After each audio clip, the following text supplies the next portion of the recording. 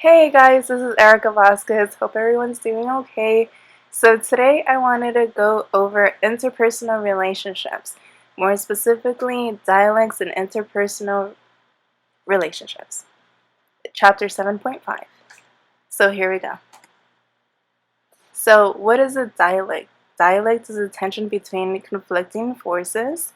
There is a type of dialect. That type of dialect is relational dialect, which is competing psychological tensions that exist in relationships. Next slide. Type of relational dialect. So there is the first one here, which is anatomy and connection. But anatomy is the desire to do things independent of your partner, while connection is the desire to link actions and decisions with your partner.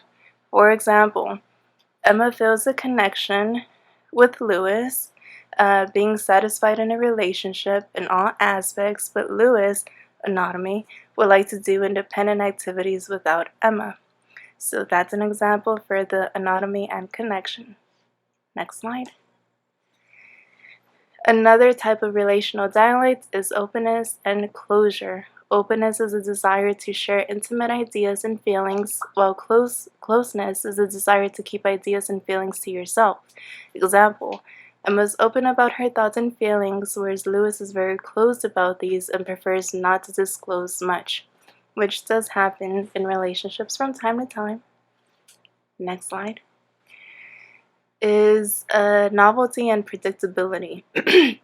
So novelty is a desire for originality, freshness, uniqueness in your behavior and your partner's behavior and relationship. Predictability is a desire for consistency, reliability, and dependability. Example, Emma and Lewis know each other well, and there is some predictability there in the relationship, but Emma might opt for a new novelty by going on a spontaneous trip with Lewis. So that's always good to do. Next line.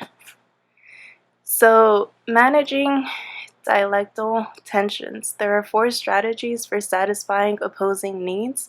First one being temporal selection, topical segmentation, neutralization, and reframing.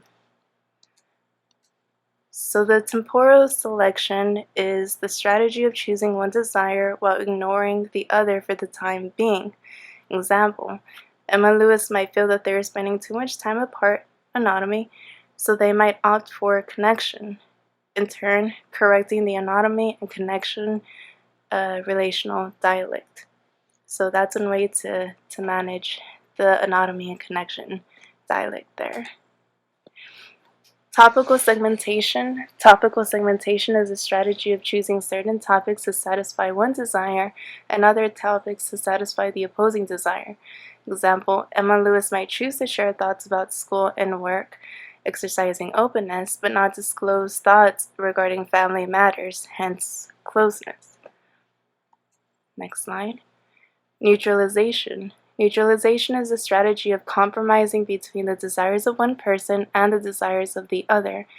Emma might be spontaneous by booking a trip to Mexico for her and Lewis, hence seeking novelty, but Lewis might want to keep things predictable.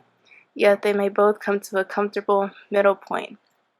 So that would be a good way to manage that dialect between those two.